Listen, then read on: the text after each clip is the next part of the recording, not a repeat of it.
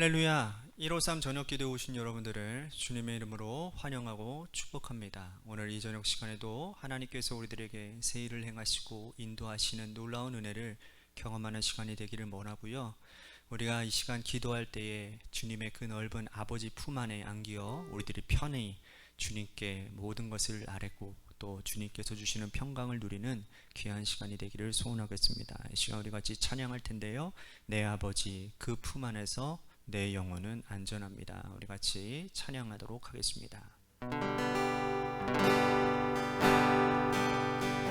내 아버지 그 품 안에서 내 영혼은 안전합니다. 주 손길로 내 삶을 안으시니 그 평강이 나를 덮습니다. 내 아버지 내 아버지 그 품 안에서 내 영혼은 안전합니다. 주 손길로 내 삶을 안으시니 그 평강이 나를 덮습니다. 나 비록 넘어지며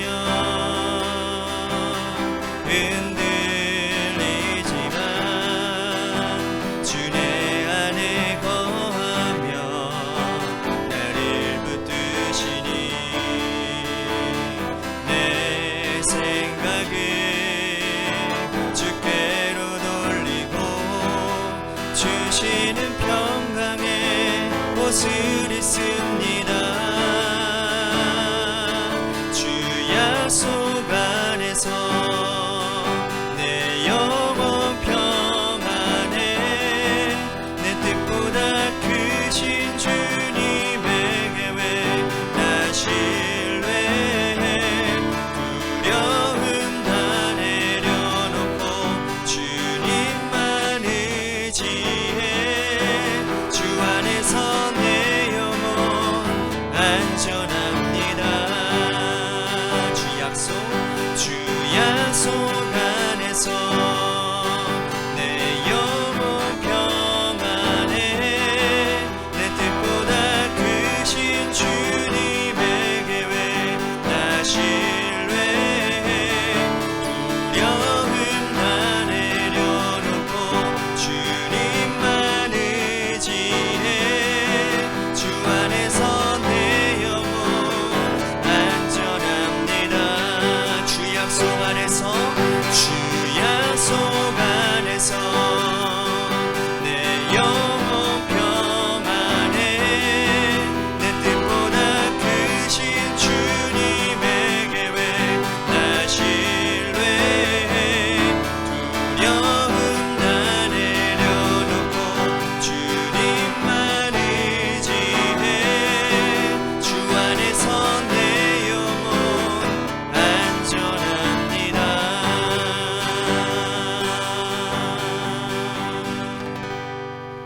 기도하겠습니다.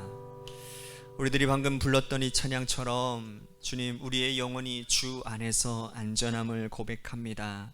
우리들이 연약하고 늘 불안전한 삶이지만, 불안전한 믿음을 가졌지만, 그러나 그 크신 하나님의 약속 안에 우리가 거하기에 하나님, 불안이 신뢰 가운데로, 그래서 그 신뢰 가운데서 하나님 앞에 감사함과 그동안 잃어버렸던 평안과 기쁨을 회복하는 우리 모두가 될 수 있도록 오늘 이 저녁 시간 기도하는 우리들 가운데 주님께서 품어 안아주시는 사람들이 있게 하여 주옵소서. 오늘 귀한 말씀을 듣고 또한 우리들이 결단하며 주님 앞에 기도할 때에 말씀이 육신이 되어 역사하는 놀라운 은혜들이 일어나도록 축복하여 주옵소서. 사랑이 많으신 예수님 이름 받들어 간절히 축복하며 기도하옵나이다. 아멘. 오늘 이 저녁 시간에 하나님께서 우리들에게 주신 말씀 보도록 합니다. 갈라디아서 4장 말씀 보도록 합니다. 갈라디아서 4장 13절 말씀부터 20절 말씀까지 보도록 하겠습니다. 갈라디아서 4장 13절에서 20절 말씀까지 제가 받들어 봉독하겠습니다. 우리 같이 함께 봉독하도록 하겠습니다. 시작. 내가 처음에 육체의 약함으로 말미암아 너희에게 복음을 전한 것을 너희가 아는 바라. 너희를 시험하는 것이 내 육체에 있으되 이것을 너희가 업신여기지도 아니하며 버리지도 아니하고 오직 나를 하나님의 천사와 같이 또는 그리스도 예수와 같이 영접하였도다. 너희의 복이 지금 어디 있느냐? 내가 너희에게 증언하노니 너희가 할 수만 있었더라면 너희의 눈이라도 빼어 나에게 주었으리라. 그런즉 내가 너희에게 참말을 함으로 원수가 되었느냐? 그들이 너희에게 대하여 열심을 내는 것은 좋은 뜻이 아니요 오직 너희를 이간시켜 너희로 그들에게 대하여 열심을 내게 하려 함이라. 좋은 일에 대하여 열심으로 사모함을 받음은 내가 너희를 대하였을 뿐 아니라 언제든지 좋으니라. 나의 자녀들아, 너희 속에 그리스도의 형상을 이루기까지 다시 너희를 위하여 해산하는 수고를 하노니 내가 이제라도 너희와 함께 있어 내 언성을 높이려 함은 너희에 대하여 의혹이 있음이라. 아멘. 오늘 이 저녁 시간에도 하나님의 은혜를 사모하셔서 이제 나오신 여러분들에게 하나님의 신령한 은혜와 축복이 함께 하시기를 바라겠습니다. 부모는 자녀를 결단코 포기하는 법이 없습니다. 자녀가 육체의 병이 있어서 매우 고생하고 어려움을 겪으면 부모가 대신 아파주려고 하고 돈이 얼마가든지 간에 부모가 가진 전 재산을 다 팔아서라도 자식의 병을 고치려고 애를 씁니다. 혹시 자녀가 사회적으로나 지탄받는 죄를 지었다 할지라도 세상 사람들이 다 그 자녀에게 돌을 던질지라도 부모는 대신 돌을 맞는 심정으로 자녀를 보호하고 자녀를 껴안습니다. 그렇게 하는 이유는 다시 이 자녀를 새롭게 세워서 건강한 사회의 일원으로 돌려보내고자 하는 강한 열망이 부모에게 있기 때문이지요. 육신의 부모가 그러한데 우리를 창조하신 하늘에 계신 우리 하나님 아버지께서는 말하면 무엇하겠습니까? 하나님은 결단코 하나님의 피조물인 여러분들을 포기하는 법이 없습니다. 하나님이 이 세상을 지으시고 사람을 창조하신 이후에 하나님의 역사를 사람과 함께 이루어 가셨다라는 것이 바로 그 증거인 것이죠. 하나님께서 당신의 역사를 이루어 함께 걸어가신 동역자들의 면면을 여러분 한번 살펴보십시오. 그들은 사실 보잘것없는 사람들이었습니다. 죄도 많이 지었고, 그런데 하나님이 특별히 열심으로 그 사람들을 고치고 또 고치고 때로는 기다려주시고 때로는 혼내기도 하면서 하나님의 동역자답게 세워 가십니다. 아브라함이 그랬고 모세, 다윗, 그 외에 수많은 믿음의 위인들이 그렇게 하나님의 동역자가 되었다라는 것이죠. 하나님의 아들 예수 그리스도도 아버지 하나님과 똑같으셨습니다. 예수님께서도 이 땅에 오셔서 제자들을 키우신 과정이 하나님과 매우 똑같지 않습니까? 대표적으로 여러분들 베드로를 한번 생각해 볼까요? 베드로가 얼마나 약점이 많고 결점이 많은 사람이었습니까? 성질이 급합니다. 여러분, 베드로가 예수님께서 십자가에 지신다라는 그 십자가 이야기를 들을 때 그 길을 막아섰다가 사단아, 넌 내 뒤로 물러가라, 우리 주님의 그 책망까지 들었던 사람 아닙니까? 베드로는 예수님의 십자가의 고난을 피해 도망을 갔습니다. 심지어 3번이나 예수님을 부인하기까지 했지 않았습니까? 그럼에도 불구하고 주님은 다시금 부활하셔서 베드로에게 찾아오시지 않았습니까? 그리고는 3번 질문하시잖아요. 내가 너를 사랑하느냐? 우리 주님은 베드로를 다시 품으시고 교회의 일꾼 되게 하셨지요. 그런 베드로가 성령 받은 이후에 예루살렘 교회의 지도자가 되지 않았습니까? 하나님도 그렇고 예수님도 그렇고 특별히 열심으로 당신의 백성들을 포기하지 아니하고 붙잡아 주셨던 것. 오늘 말씀에서 바울도 역시 하나님과 그리스도를 본받아 자신도 갈라디아 교회 교인들을 포기하지 않겠다라는 자신의 그 다부진 결의를 보여주고 있습니다. 갈라디아 교회는요, 특징이 이런 겁니다. 정말 순박한 교인들이 많았다라는 거예요. 순진한 교회들이 많았어요. 그 우리 관악교회랑도 좀 비슷한 것 같아요. 우리 교회들은요, 진짜 어딜 나가도 정말 착하신 분들이에요. 다 착하신 분들입니다. 그들은 바울이 전한 복음을요, 스폰지처럼 쭉쭉 빨아들였습니다. 6절 말씀 보십시오. 내가 아들이며 하나님이 그 아들의 영을 우리의 마음 가운데 보내서 아빠 아버지라 부르게 하셨느니라. 멋있는 얘기가 나오지요. 하나님을 아버지라고 부르는 것은 아무나 할 수 있는 것이 아닙니다. 그죠?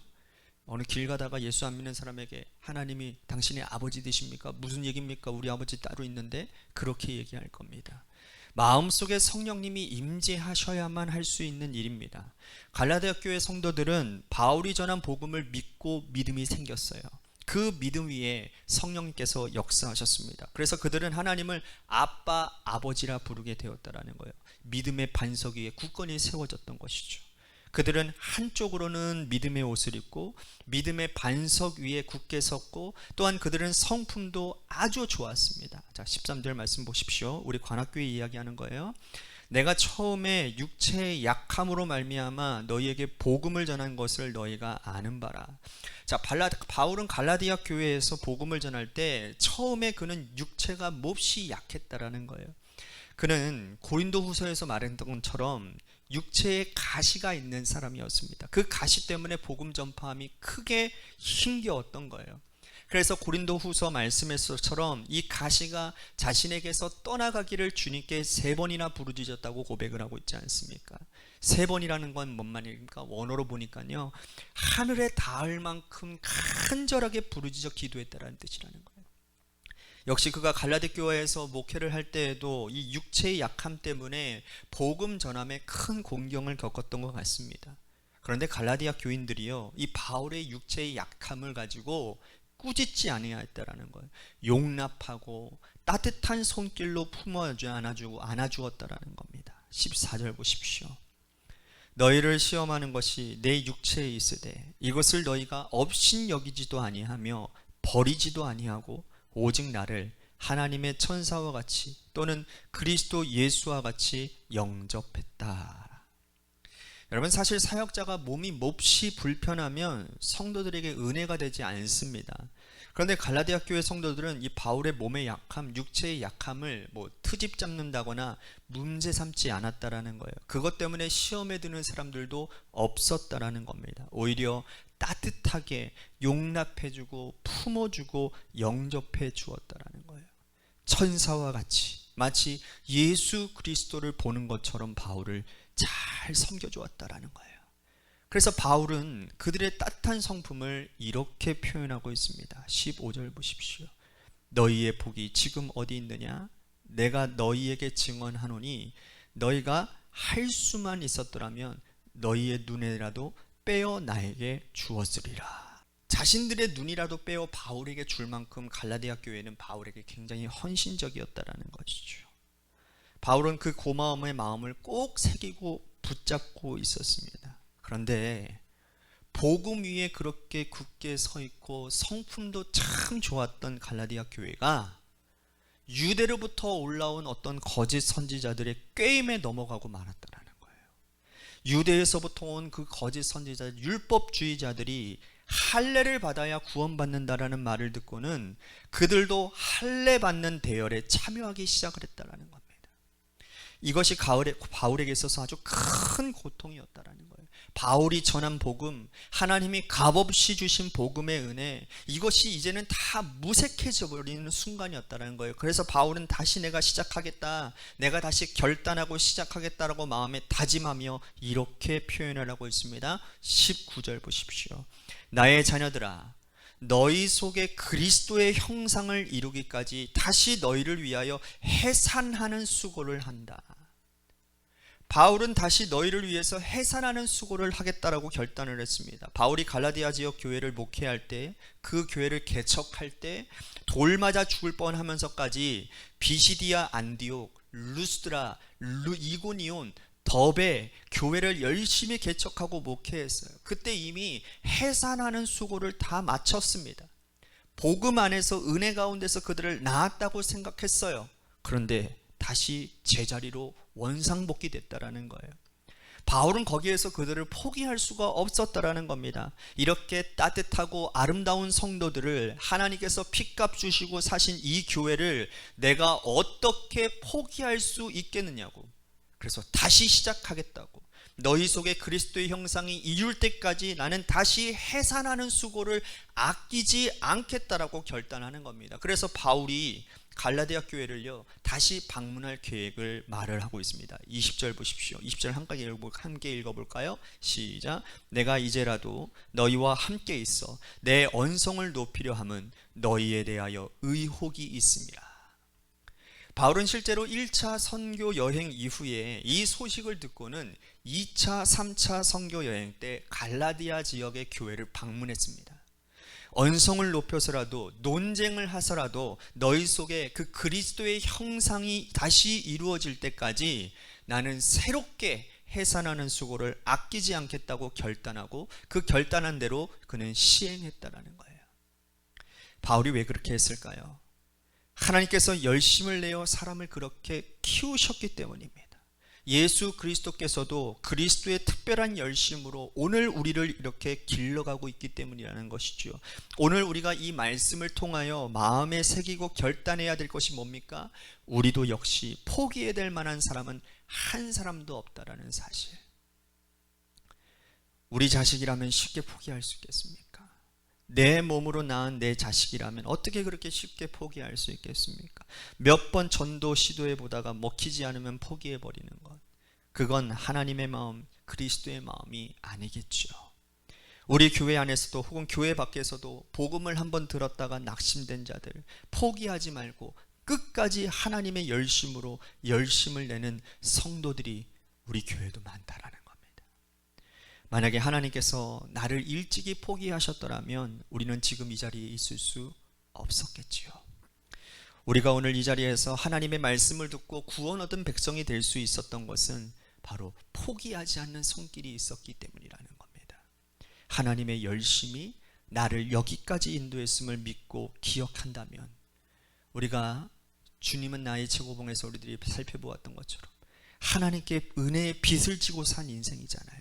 빚진 자라면 하나님의 열심, 그리스도의 열심을 본받아 갈라디아 지역교회 성도들을 위해서 다시 해산의 수고를 아끼지 않겠다라고 결단했던 사도 바울의 결단이 오늘 우리의 결단이 되어야 되지 않겠는가.